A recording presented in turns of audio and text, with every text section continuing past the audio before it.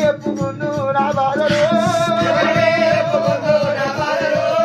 ఎవరికి చెప్పుకుంటూ నా కష్టము.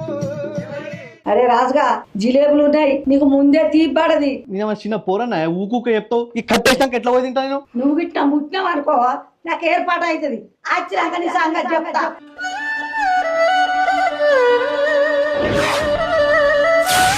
ఇవన్నీ మనకు కొత్తరా, ఇవన్నీ జూజువి.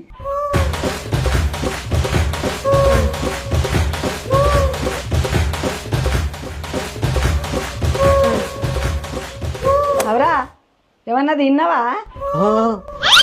నువ్వు తిన్నది ఏంది చెప్తావు.